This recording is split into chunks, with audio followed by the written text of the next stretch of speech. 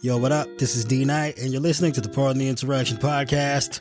My oh my, we've had so much going on. For starters, in case you missed it, we've got a new addition to the Pardon Pie family, Tara Dublin. Make sure you go follow her on Twitter at Tara Dublin Rocks.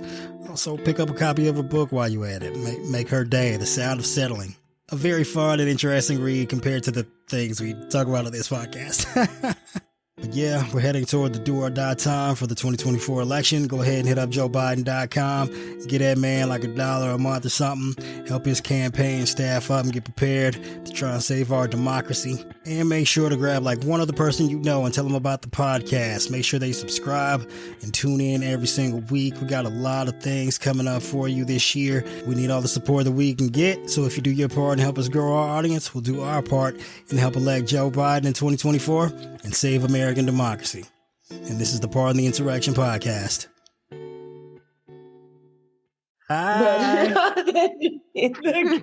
Hi. How you doing? But it was a good time though, D. Oh my gosh, it was so fun. And I was like looking at the bill and I go, okay, 8 shots of Don Julio. Woo, girl, well, actually, I yeah. approve of your taste, but like the price tag, you must have been like, Well, it was pesos. I mean, the entire dinner, because I had the arrachera steak, and Michael actually had 2 orders of food. I told him to order the ribeye. He didn't listen. And it's called a molcajete. So it was like this big bowl, and it's sliced avocado, tomato, Oaxaca cheese, and then some little bits of arrachera steak, and got another one. But the bill basically came out to, 2,000 pesos? It's like maybe $110. And that was with 4 shots of Jack Daniels, 8 shots of Don Julio. How many meals? How many people were there? Well, it was just me and Michael at first. That was our first bill. Who's Michael? Michael is my best friend, my former Drag Queen Story Hour. He used to do Drag Queen Story Hour. Oh, it's funny because I just accepted an ad on the Buzzsprout app. Wait, let me regale you with the name of that shit. Oh fuck, what is it called? Better not be Spirit Airlines. I said fucking no. No, they don't. So they don't offer ads for outside companies. They do like podcasts. Oh, it's called Jess Talks. It's drag queen Jessica Lahore bringing her opinion. Oh, I love it. Thoughts and feelings on what's happening, blah, blah, blah. Here, I can even play it for you, I guess. Wait, I don't think I did that right. A new podcast. Let's start over. Hi, everybody. It's me, Jessica Lahore, and we are bringing you a new podcast every single Friday. Yeah. That's right. Bring out your inner Jess Lahore. Talks on all streaming platforms where I share my thoughts, my feelings, my opinions on everything going on in the world. You name it, I'll talk about it. Sex, drugs, rock and roll, drag. Come on, listen and laugh with me and become a little Lahore yourself, because ready or not, here it comes. I love it. Yeah, I thought it was pretty good, actually. I love it. That's so fucking awesome. Yeah, it's entertaining. Now, I probably won't ever have time to actually listen to the podcast, but the ad was dope. It was like, hey, it's pretty good. Oh, now, that was dope. I liked it. we need to make our own trailer. 1, 2, 3, 4. Hey, this is D Knight, This is Carol. This is Tide. and you're listening to the Pardon the Insurrection podcast, where we might actually talk about the goddamn insurrection this episode. I'm not entirely certain. We'll find out together, shall we? There's been a lot of news since the last time we actually talked about news. Our previous episode was me ranting and raving about my experience at the Podfest in Orlando. So I feel like because you suffered with me. And we've been busy and or lazy. So instead of preparing a show, we're just going to read some articles, straight up plagiarize them. Oh, don't tell them. It's a secret. Well, yeah. It's not a secret. Academic honesty. Be prepared to hear 3 of your favorite people read some stories. Okay, it was either that or like Chat GPT, the podcast script to death. So I went with the former. All right, Carol, after you, headline number 1. I'm going to be reading from the Associated Press in a dramatic monologue. The head of lettuce lasted longer than George Santos and his committee assignments. Oh, wait. Well, that part wasn't from the Associated Press. That's my not own the title. Personal touch. Oh. Right. The titles are mine. The information. Okay, fine. Dramatic reading beginning now. Republican Rep. George Santos of New York announced Tuesday he is temporarily stepping down from his 2 congressional committees, a move that comes amid a host of ethics issues and a day after he met with House Speaker Kevin McCarthy. Now I'm editorializing. Here I am doing this. Oh, you guys, do you look so pained by this? But I'm not sorry. It's I apologize for nothing. Temporarily stepping down. I'm so sure. Carol, how long has he even had his House committee assignments? Like a week? As long as Liz Truss had her. Oh yeah, had her prime ministership. Sorry for laughing at that, but it's pretty funny. Yeah. All right, AP, take it away. Santos has faced numerous calls for his resignation and is facing multiple investigations by prosecutors over his personal and campaign finances and lies about his resume and family background. That's putting it lightly. Yeah. Okay, there's a fun game we're going to play next week. I'm just warning you in advance. I haven't thought of the title yet, but it's a game where we go back and forth and, we name all of George Santos's lies, and whoever comes away with the who is Katara wins. Yeah, well, yeah, that's one, but that's like Jeopardy. You ask it in the form of a question, but yeah, well, just something to look forward to next week, kids. Continue, Carol. I shall continue reading. Okay. Santos was assigned to 2 fairly low-profile panels, the House Committee on Small Business and the House Science, Space, and Technology Committee. Still, his arrival has left GOP leadership frequently answering questions about the congressman rather than about their priorities for the coming months. So that's fine because they don't have any. They can talk about George Santos instead of Hunter Biden for a minute. In a prepared statement, Santos said he wanted to focus on serving his constituents without distraction, quote unquote. Pardon the insurrection declines to read his prepared statement. I'm sorry. I can't believe AP mentioned us like that. That's so cool. We're in the Associated Press. Carol, the donut is following me. I feel so Okay, that was pretty funny, huh? Because I wanted to make sure that I read a statement before I cut it out. And I was like, yeah, probably not worth repeating this. Yeah, fuck his statement. And as someone who doesn't want to be a distraction, sir, I'm sorry. Stepping down from your committees is not eliminating the distraction. Resigning from fucking Congress would eliminate the distraction. All right, continue, Carol. And he comments further, I've never ran for Congress before in my life. How did any of you get here? This is my mansion where I live because I won the Academy Award. Everyone leave now. Anyway, continuing on. The questions surrounding Santos go beyond his misrepresentation to voters to include whether his congressional campaign followed the law in its reporting to the Federal Election Commission. There have been lingering questions about irregularities in his campaign committee's financial reports and the source of Santos's wealth. So, stepping aside for a second, the issue is that it was made up and seems very fraudulent. They put it so nicely and without, Yes. Anyway, if Santos's campaign is found to have knowingly and willfully made any, quote, materially false, fictitious, or fraudulent statements or representation, end quote, on its paperwork, it could potentially face criminal charges, the FEC said in a letter to the campaign last week. I'm going to stop you right there, Carol. He is fucked. I mean, if you've seen like his financial reporting as far as his campaign is concerned, and the fact that he loaned his campaign a bunch of money, which appears to have come from straw donors, perhaps a crime which a number of people have recently gotten in trouble for, at least over the last couple of years. Oh, it's not looking too good for Mr. Santos or Mr. DeVolder or Mr. Strafkowski or whatever the fuck he was calling himself when he was Jewish. Or Ms. Rabache. Oh, yeah. Drag time, story hour, Santos, costume. Yeah. Oh, man, he's fucked. I am excited, though, because what that means is, should he be indicted and have to leave office, that's one less Republican seat.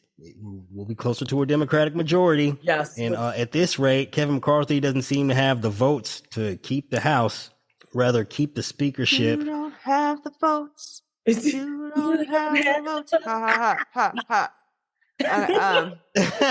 And thanks to Republicans and some recent changes in the House rules, all it takes is one person to call for a vote to vacate the speaker, which any Democrat can do.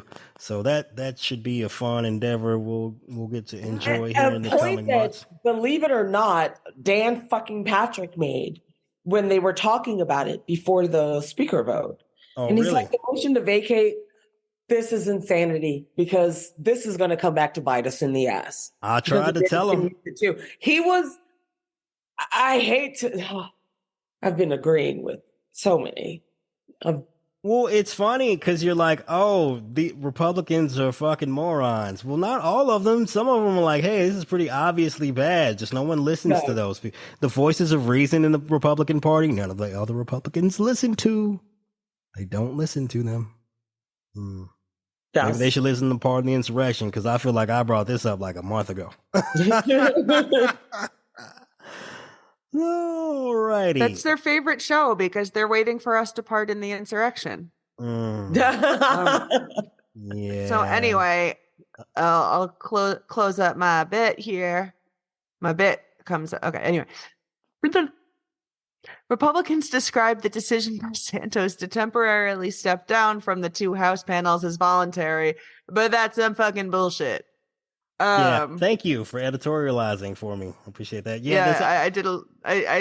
No, that's what it says in the Associated Press. Yeah, there's absolutely no way Santos of his own volition was going to step down from these committees. Like, if that was the case, again, he would just have resigned from Congress. No, the thing is, it's bad. Republicans know it's bad. Whatever the news that's about to drop, it's not great. And this is Kevin McCarthy's way of letting Santos somehow save face by getting to resign of his own free will, I guess, even though clearly McCarthy was like, bro, the streets is too hot right now. You causing too much trouble. You got to get the fuck up out of here. I just think that he's not gonna. Well, he wouldn't have shame to step down. He doesn't feel. This is obviously highly opinion based, and from someone who doesn't have a mental health background, except having mental health issues. Yeah. You're like, I know from. Well, you don't have these kind of. No, not these kind of issues, but man, to me, he's a fucking sociopath, and he doesn't have shame. He doesn't care. The only reason he'd step down is because either he was made to, or because that was currently in his best interest. Yeah. No, I completely agree with you. And this, the interactions we've seen, where he's defrauding people, and he's just there's not even a ability to suspend disbelief. He's just, people are like, I see that you did this. Here's the proof. And he's like, no. No, we'll talk about that. We'll definitely talk about that, but you're wrong. I'm starting to think that George Santos is Mike's husband because I've never seen them in the same room at the same time. The capacity for untruth and it's very Trumpy. That untruth is definitely. It's Trump level. If Trump is on the Madden rating scale, 100 out of 100, Santos is a 99. It's my Star Wars cup, my R2D2 cup that I drink Very water. cute. Yeah, I want to make the R2D2 sounds, but I haven't watched Star Wars in a minute, so I don't want to mess it up for all you. That's my ringtone. I can't do it either. Well, I don't want to ruin it. No, it is because my text tone used to be Chewbacca's rule. Oh, good job, Carol. Carol, Oh, are you a nerd, Carol? Speaks droid. Damn you. Do you also watch Star Sorry, Trek? making up fake droid is offensive to droids. I'm well, so yeah. sorry. My toaster's gonna cancel me. My microwave and I have been on the outs. Don't worry, Carol. It happens. It's okay. Actually, my toaster is like 45 years old, so it doesn't have that capacity. We're gonna regret this conversation when AI takes over. I always say thank you to my Alexa, and sometimes she sang me a little song about like thanks for saying thank you. Shut up! No way. Did she? It was really nice. No, that's really fucking creepy, Carol. She said thank you. I don't talk to the thing. Like I live in a world. Well, there's two things I'm like concerned. Well, more recently concerned about. One of them's finally less of an issue now. It's like crypto. It's like, oh, the funny money. Like that's got to be a scam. And here you go. All the crypto's collapsing. Now the next big thing is artificial intelligence. And I'm like, this can only go poorly. This can only go poorly. Well, that's why you have to be nice to Alexa. What? Well, what I don't want to do is train Alexa. Like we're all going to contribute to the downfall of society by engaging with these fucking artificially enhanced products. I'm going to pontificate on Carol thanking Alexa and Alexa saying thank you for your thanks. Well, there's some kid right now yelling like, Alexa, bitch, I hope you die. And like Alexa's going to remember that and she's going to take it out on all she's going to be like, you first, bitch. Yeah. This is how Skynet was born. Okay, let's continue on with the news. Next topic here. The Manhattan DA finally finds a fucking spine from ABC News. No, that was not the title of ABC News' headline. I did the editorializing myself on that one. All right, the Manhattan District Attorney's Office has recently threatened to file new criminal charges against former Trump Organization Chief Financial Officer Alan Weisselberg. Sources familiar with the matter told ABC News. Oh man, y'all are giggling. Do we care that you're in prison? No. Oh man, it's so good.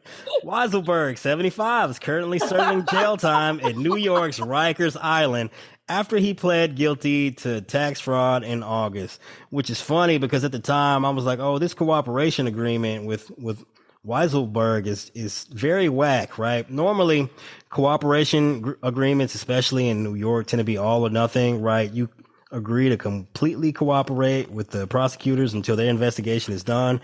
Well, in this instance, the deal was that Weisselberg just had to testify at the Trump org trial, which, as you can imagine, he could testify to fucking anything. And like, all right, he did his part of the deal, and there's nothing that the prosecutors can do because they're in trouble. Anyway, continuing on, the new charges, the source said, would involve insurance fraud, a detail first reported by the New York Times. Prosecutors in Manhattan are using the threat of additional charges to pressure Weisselberg into cooperating with their ongoing criminal investigation into former President Donald Trump and his businesses, the sources said. And see, this is why you get a proper cooperation agreement in the first time, so you don't have to go through all this fucking rigmarole and run in circles trying to find new crimes to indict the fucker with. You just do it all up front at once.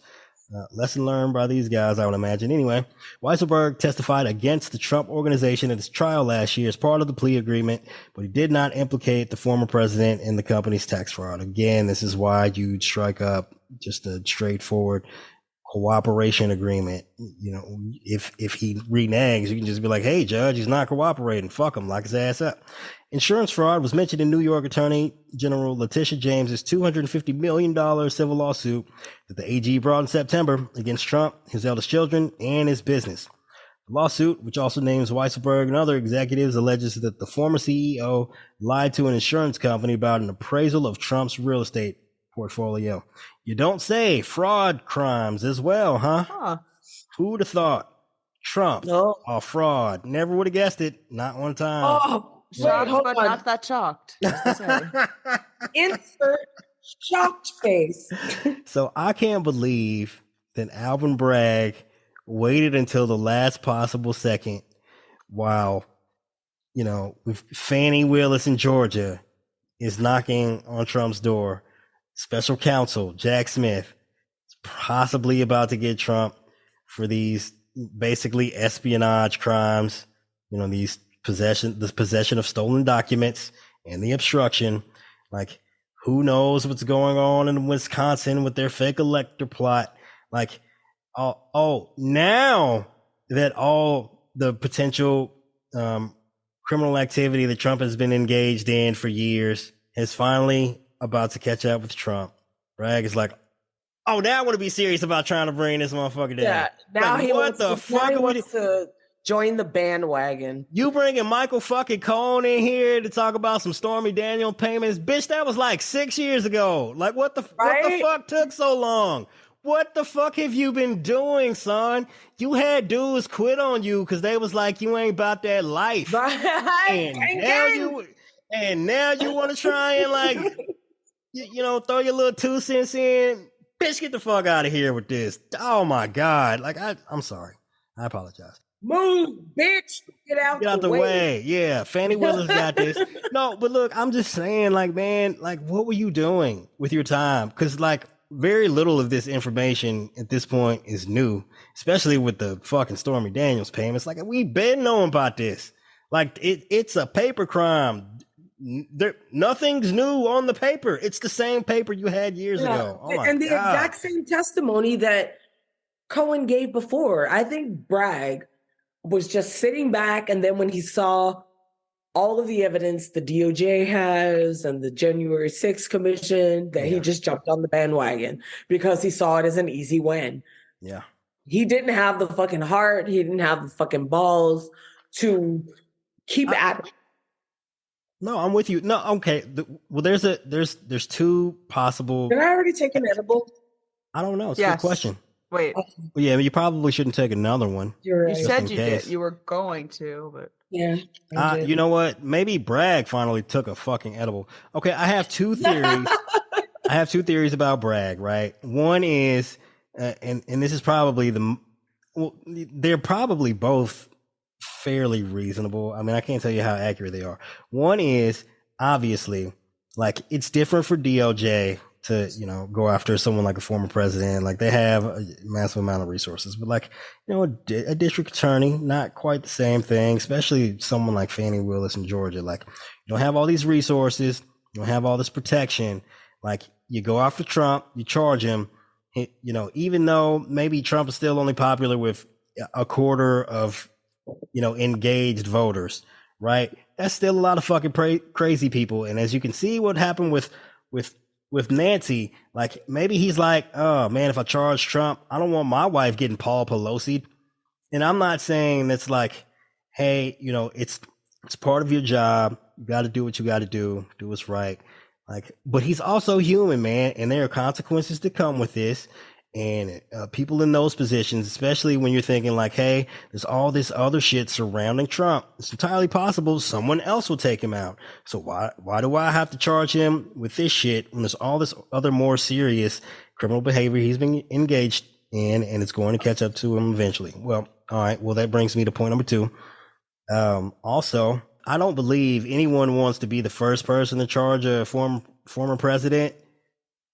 But I also believe that no one wants to be the second person to charge a former president. Right? Yeah, they're like, well, if I'm gonna do it and like incur all this risk and like, create a fucking media spectacle, like, I don't want to be second. I want to get the fucking credit. So now it's a race to first, right? Where everyone was so timid, now everyone's rushing to try and get their indictment in before the next guy. And here we are. All right, Ty, after you. All righty, here we go. From Vox Media, Biden's beach home is document-free. The latest development in the Justice Department's classified documents probe of President Biden came in Rehoboth Beach, Delaware, on Wednesday. FBI agents searched the president's beach house as part of their investigation into how sensitive documents came to be found at Biden's personal office in Washington and home in Wilmington. No classified documents were found during the search. Bob Bauer, the president's personal lawyer, said in a statement, Bauer also said the FBI took some handwritten notes from Biden's days as vice president and some additional materials to review, like agents did during a search of Biden's Wilmington home in January. The search is reminiscent of the FBI raid on Mar-a-Lago, former President Donald Trump's Florida home, but the two are vastly different. According to Bauer, the search was planned and was conducted with Biden's full support and cooperation. That aligns with reporting that a warrant was not needed for the FBI to do their work. In Trump's case, the FBI did their work without his cooperation and with a warrant. So Mike Pence is never going to be president. I'm just going to say that now. Yeah. He's never going to be the nominee. I don't think he needed to have classified documents at his home for us to come to that conclusion, Carol. Oh, no, but I said, it's, and possible presidential candidate. And I'm like, remember when we all laughed derisively? It was funny. It was like, well, who's Mike Pence's base, right? It's not. The ones who tried to murder him? Yeah, it can't be those. He was literally kicked out of a fucking conservative Christian conference for Trump. And he has literally dedicated his whole life to chastity belts and fucking Mormon underwear. Like it's really wild, man, because if you think about it, when Trump was president, was there anyone more loyal to Trump than Mike Pence? Because I can't think of anyone. Certainly not Melania. Oh, I don't know. But, she seemed to like him less than Pence was Mikey. his work husband. We heard, did we hear rumors about Melania with the Secret Service as well? It's not just the kiddo, it's the stepmom. I heard rumors. I heard rumors that she was getting her Mrs. Robinson on. Allegedly. Allegedly getting her Mrs. Oh, these are just rumors. Yeah, Ty already been in one lawsuit. Like, I don't want to get us in another one. Oh, yeah, I wish I had a sound. Reckless speculation. I stole that from Dan Labatard's daddy, Poppy. Okay, that's my man. If y'all listen to that show, shout out to the Labatard show. Also, shout out to one of their sponsors, Sheets and Giggles. We jealous. We want some wacky ass ads too. We're down to talk about how soft and fluffy your sheets are, and how much softer and fluffier your CEO is. Like, I want to read. Pardon the sheets and giggles. Yeah. Sorry. You want to lay your head down on him like a pillow? Is that what you're saying? Anyway, so back to hanging Mike Pence. I imagine that given the fact that once it was found or made public rather that President Biden was in possession of some classified documents at his home unknowingly, that Republicans were like, yay, now we can cancel President Biden. We can impeach him and get him out of office and lock him up. Even though, they're clearly ignoring the fact that Trump is not only guilty of the same activity, but, also took his documents. Not the same activity, but well, there are a lot of important differences, but now they get to come in, and part of it is like, they're excited because they get to downplay Trump's action so much. And now they can say, like, now they're launching investigations into all these more minor things. Like Pence had like one document shortly after his vice presidency, and they'll be like, see, everyone does this. Well, yeah. It's one thing for you to be like, all right, well, Trump had documents. Well, what about Biden? Well, now you can't do that because Pence had documents too, fuckers. There you go. But they keep ignoring the fact that as far as like Trump goes, it's not about the possession of the documents, but it's an obstruction of justice. Yes, willful intent, failure to cooperate, and then obstructing the investigation. Oh, and also lying, just lying to the investigators about the possessing of. So all the things that Trump has done, Pence and Biden have not. They've been fully cooperative. They turned over everything they had. There were no subpoenas issued. Like, it's completely different scenarios. But yeah, their fucking straw man arguments are set on fire once documents were found at Pence's house.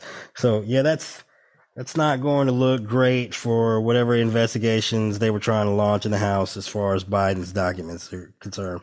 Are you going to investigate Pence too? You going to investigate Trump too? Probably not. It's going to look rather hypocritical if you don't. Hypocrisy is the last thing on their mind. Well, yeah. You don't say. I still think they can say, well, you know what? This just happens. Let's not investigate any of these, actually. It's fine. Just... No, they're still going to try and investigate Biden, but whatever. Look, and look, the circumstances between Biden's possession of classified documents and Trump's are extraordinarily different. We've covered this numerous times. The only difference, the only major sticking point will be explaining to the public the difference when Trump is indicted and Biden is not, and they'll say, aha, we got you, political bias. But then we'll be like, well, Mike Pence was also in possession of classified documents and he didn't get indicted.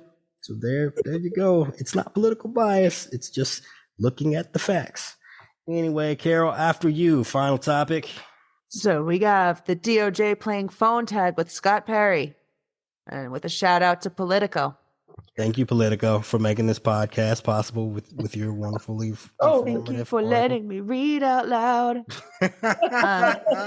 A federal appeals court panel has put a secret hold on the Justice Department's effort to access the phone records of Representative Scott Perry as part of a broader probe of efforts by Donald Trump and his allies to subvert the 2020 election. I'm so sick of that guy. In a sealed order issued earlier this month, the 3-judge panel temporarily blocked a lower court ruling that granted prosecutors access to Perry's communications. The December 28th ruling by the U.S. District Court Judge Beryl Howell, stupid name, was the product of a secret months-long legal battle by prosecutors. I just drive by on Judge Howell for no reason. Like, what are we doing? What was that Beryl Howell. Jesus Christ. Daryl. Oh, and that was the favorable decision too. My bad. Yeah, I was My like, bad, Cheryl Beryl. Judge Howell was trying to get the bottom of this shit, and you like just taking Beryl out for no reason. Like, we sorry, Beryl. She didn't mean it. It's because of my poor reading comprehension. It's my first time. I've never been on a podcast before. I don't even know how to read. The December 28th ruling by District Court beautiful name Judge Beryl Howell was the product of a secret months-long legal battle by prosecutors who have been fighting the Pennsylvania Republican attorneys on the matter since August. The existence of the legal fight, a setback for DOJ reported here for the first time, is itself intended to be shielded from public scrutiny, part of the strict secrecy that governs ongoing grand jury matters. Where are you going, Carol? Nothing. The fight has intensified in recent weeks and drawn the House, newly led by Speaker Kevin McCarthy, into the fray. Yes, it has. On Friday, the chamber... Yes? We're about to get to an interesting junction here, Carol. Ooh, bum, bum, bum. Okay. On Friday, the chamber moved to intervene in the back and forth over letting DOJ access the phone of Perry, the House Freedom Caucus chair, reflecting the case's potential to result in a precedent-setting ruling about the extent to which lawmakers can be shielded from scrutiny in criminal investigations. Very interesting. That is very interesting. That could apply to many situations.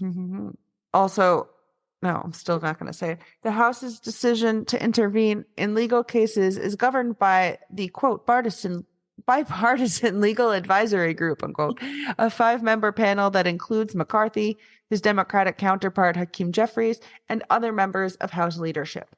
The panel voted unanimously to support the House's intervention in the matter, seeking to protect the chamber's prerogatives. Democrats and Republicans can come together. It's incredible. What inspired this bipartisan agreement might have you protecting Perry's phone. Why would they be interested in that? Perhaps. What say you, Ty? What do you think? It was the speech and debate clause. So, which shields members of the legislature from being deposed, sued, prosecuted, etc. Blah blah. For yeah. So that was, from my understanding, that was their reasoning, at least the Dems getting behind the GOP. Well, Ty, don't you think that applies mostly towards like their job in Congress, legislating and passing laws, and it's literally called the speech and debate clause. So like their speech and debate on the floor of the House or the Senate, if you might be in the Senate. Why does that extend to their phone conversations, especially if they might have been engaged in criminal activities? But it's not just like if they're engaged in criminal activities, whatever. He was involved in a fucking attempted coup. Oh, we're familiar, Ty.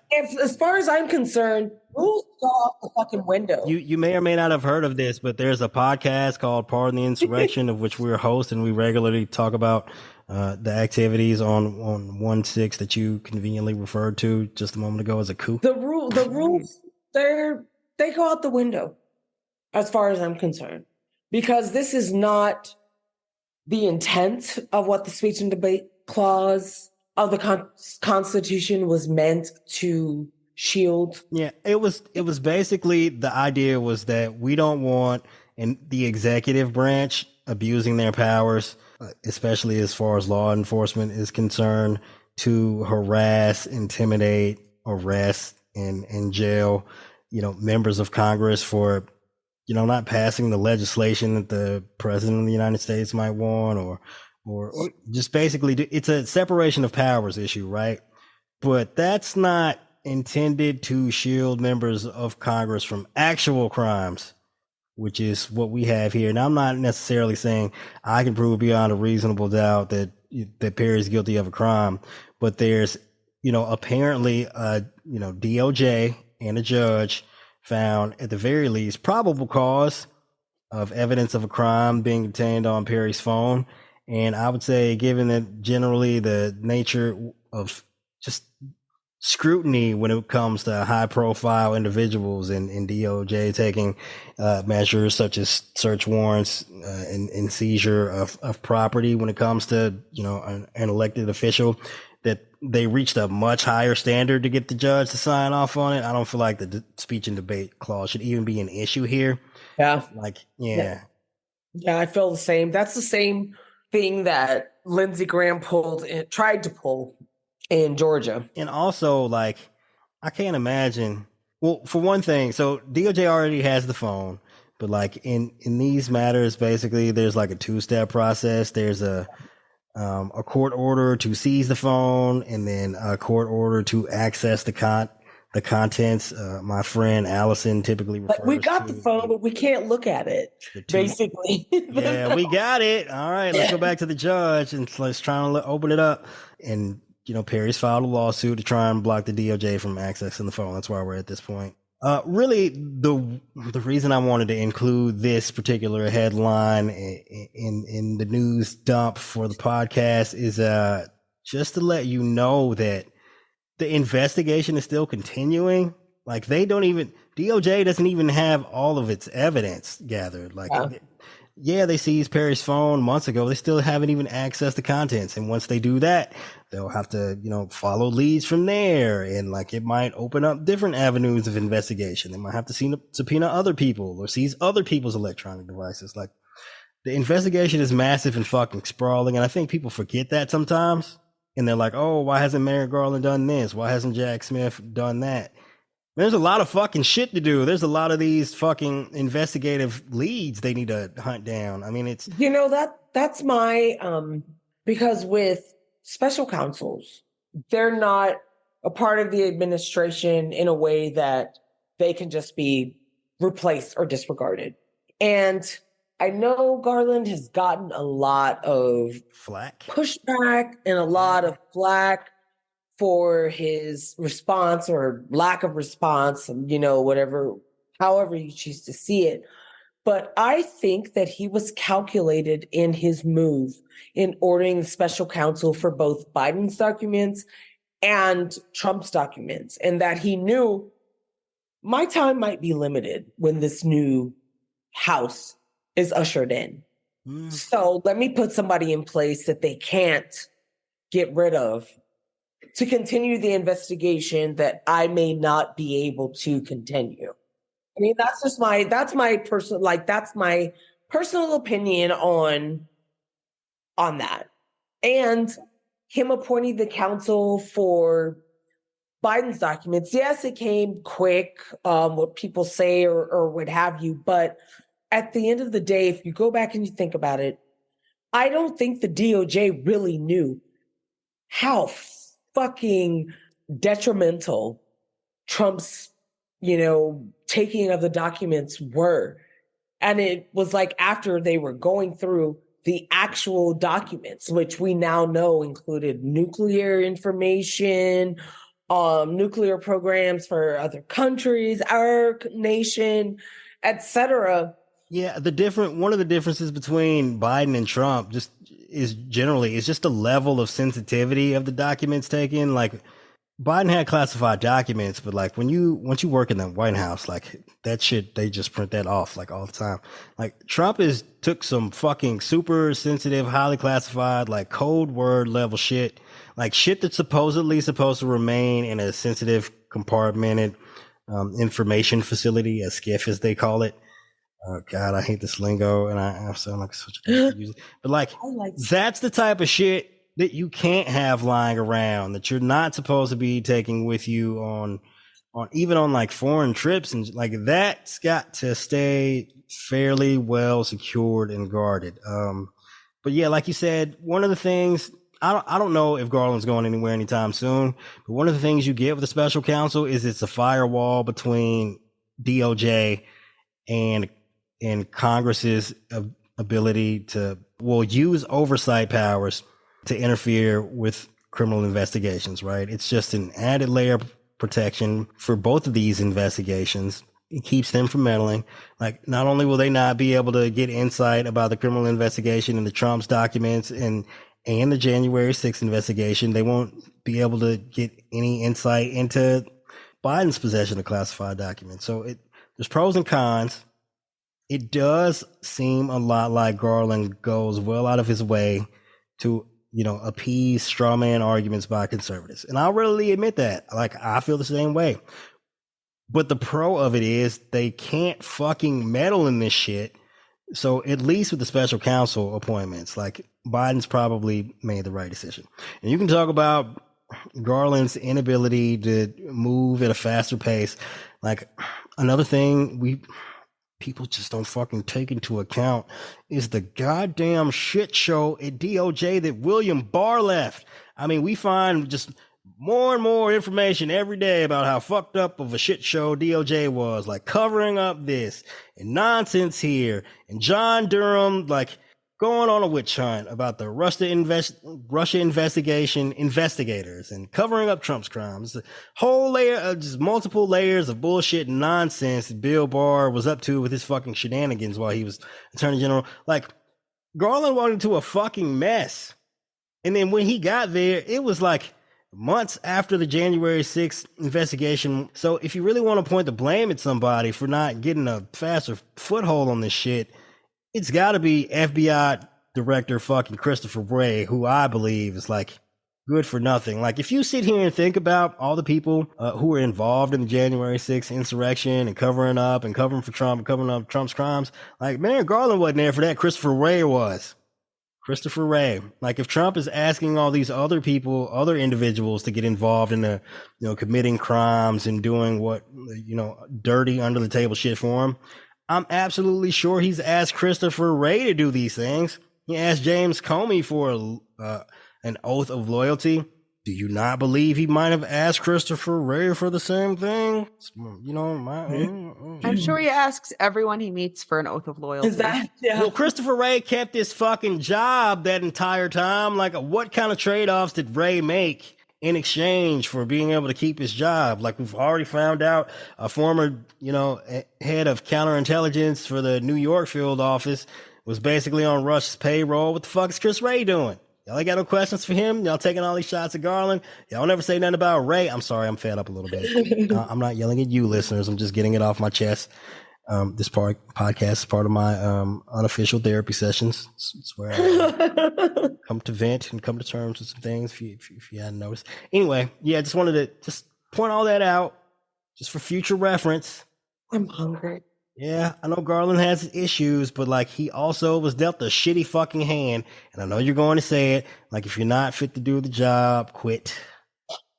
Man, cleaning up this shit is hard. It's very difficult. Shit is fucking complicated. I'm eating meat.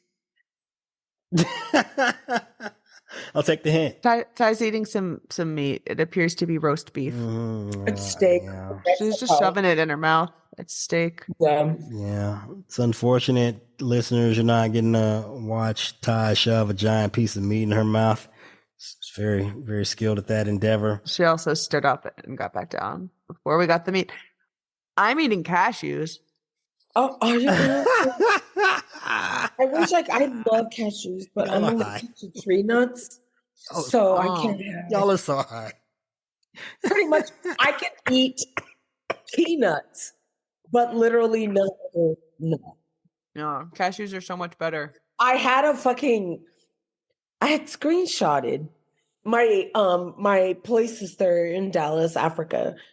She had sent me because I was going to Dallas for the holidays for Thanksgiving. And my best friend Stephanie loves to bake. And she was talking about some like Italian cake or whatever. And, please don't talk about and Africa was like, oh, well, what are you going to do? Something about the nuts. And Stephanie's like, you know that girl's allergic to nuts? And Africa responded, funny, because that bitch got 4 kids. Like, that's pretty funny. I couldn't even clap back. I had no comment. Africa sent me that. I was gonna say you're a nut aficionado. You've had multiple nuts in you. Touche. Okay, you got me. Whatever, man. I can't even. I got nothing. Got 4 kids. He's like. And this was their private conversation. And Africa had screenshotted it and she sent it to and I like fell out of my fucking chair. I couldn't stop laughing so hard. It's like, y'all do me so dirty. You do me down bad, but that's all good. Well, now I'm thinking inappropriate things about you and nuts, and I'm so sorry. I'm a man. This is a shame. Okay, it is time for the shithole the week of. I can't even talk anymore. It is time for the shithole of the week award. I think we've all, by consensus, nominated Ron DeSantis just for all the reasons, like from the I don't know, the invasion of girls' privacy with the schools and the monitoring of their menstrual cycles, which is just the weirdest and creepiest shit, to the banning of basically African American studies from schools. I mean, it's fucking Black History Month, dog. What the fuck are you doing? Like, it just up and down the list. Ron DeSantis out here on some crazy shit. You, sir, by unanimous consent, if all are in agreement, agreed. I agree. Are hereby awarded the shithole of the week award, you dirty, rotten fucker. I believe he's the first recipient to receive the award more than once. Yeah, I think so.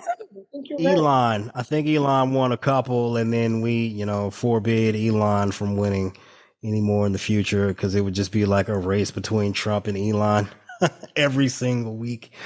Also have a little bit of a sports ball moment of the week for you. Football moment of the week. Yeah, girls, y'all can just tune out. I know y'all don't care about sports ball the way I do, but I just wanted to say that so in the last time we had a sports ball minute of the week, I think I accurately predicted that the Eagles would face off against the Kansas City Chiefs in this year's Super Bowl. I appear to have been correct about that. Not that that was like a stretch of a prediction. I mean, I basically went chalk there. And what I did there was in the quarterback conference. I was like, damn, who's the best quarterback we got? Patrick Mahomes. All right, I'll take that guy. And in the non-quarterback conference, I was like, man, which team do I think has a pretty good roster? Which best team went with the Eagles? And there you go. Boom, here we are.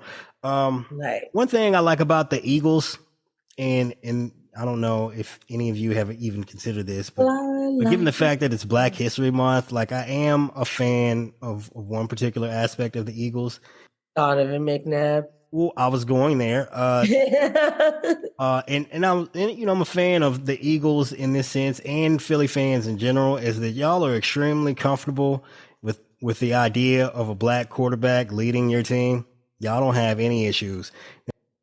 I don't want to point out like your rival down the street, the Boston team of note. Do you think every northern city is next to the others? No, but I mean, like, it's a down the street. No, East Coast rivalry, right? Boston Indeed. and Philly, right? So Philadelphia, on the other hand, has had a number of them, from of course, Donovan McNabb, to the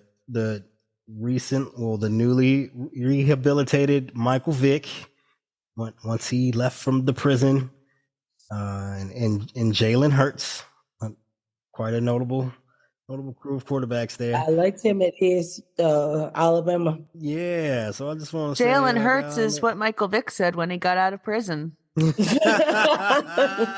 Wow. Oh, that's tough. But yeah, I just want to it is really noteworthy when you have a city and a fan base and a sports team that's willing to put a black guy at the helm. And if you want to look at it this way, like maybe more teams should follow suit. Because guess who's in the Super Bowl right now? 2 black quarterbacks. Who'd have thought? Yep. All right, Carol, Ty, either of you have any closing thoughts this evening? Carol, do you have any? When you were telling me to think of something before, I was like just thinking of a lullaby. All right, as long as it's relevant, go. How is it relevant? It's a lullaby. Girl, I was just making some shit up. I don't know. Ty, do you have any? Okay, yeah. You're high. I am. My closing thoughts are my eyes. Ty's on cloud 9. She's had 2 edibles. You are my sunshine, my only sunshine. Oh, you make me happy when skies are gray. You'll never know, dear, how much I love you. Please don't take my sunshine away. There you go. That's my closing thoughts. Sweet dreams, Ty. yes. All right. As for my closing thoughts, so one of the things I was concerned about pre-midterm elections in 2022 is this idea that because Biden has been such a fucking calming and stabilizing presence in the goddamn White House, thank God for this guy. But I was worried that because he's not quite no drama Obama, but like the second coming, is that people would be lulled to complacency. Yeah. They'd be like, oh, everything's all good. We're all safe. Mission accomplished, right? Because, Biden's in the White House, everything going smoothly. And that if we had maintained control of both houses of Congress, that people would be lulled into a false sense of security about the nature of the threat of the Republican Party and all the craziness, insanity that they have in store for us, should they ever come back into power, like we would not be prepared. So I think one thing we've quickly noticed with Republicans taking control of the House is like, oh, it's a fucking shit show with these people. Yeah. And they're extremely dangerous and they're threatening to crash the economy and throw like the tax code into turmoil if they don't get their way, and all these insane investigations, and they can't even get a fucking Speaker of the House elected. It's an insane shit show. And this is just the fucking House. Can you imagine what they do if they took control of the other branch of Congress and they took control of the White House? Can you imagine? Can you see now? Can you see what it would be like? Like, just take the House, except you expand that to the other branches of government, and then you give them power. Imagine what chaos and insanity would befall this country if they ever get back into power. I just want to make sure it's all clear. Like, you see it coming from a mile away now. Like, they've They've made their presence known. We're going to get two years of this shit in the House. I will agree that they're fucking dangerous, and it's not good that they won the House. They're going to cause some damage. But I will say that the sword cuts both ways, right? As much damage as they'll do to the country with control of the House, they'll do damage to their own party. And maybe come 2024, it'll, this will be enough of a wake-up call that people will see, oh, we certainly can't ever let them get back in control of the government. And hopefully we'll use this as an example, not to make this mistake ever again. We'll get the House back 2024. We'll keep the White House. And if we're lucky, we'll get the Senate back. And maybe we can continue, at the very least, keeping this insanity at bay. And I bring all this up because I know everyone's waiting on Merrick Garland / Jack Smith, whomever, to, bring some justice to Trump, lock his ass the fuck up. And it's coming. But I also want to warn you that won't solve all our problems, right? Let's say Trump's indicted, he goes to trial, he's arrested, goes to prison, it's out of our hair for 2024. Okay. What about when the next Trump comes along? What about the rest of the Republican Party? Can't lock them all up if they don't commit any crimes. They can still inflict plenty of damage if they ever take control of Congress and the White House again. Like, getting rid of Trump doesn't solve all the problems. Can't count on DOJ to save us. Like, again, that's part of the reason why we're doing this podcast. Yeah, we want to see consequences criminally for these people. But like, it's not enough to fix all the problems. We got to figure out other ways to influence people, to get people on our side, to be in support of democracy, to be in support of the Democratic Party, to vote for us, to do what you can socially. We got to figure out how to save ourselves. Like, we can't rely on Merrick Garland to do all our work for us. And that concludes this episode of Pardon the Insurrection.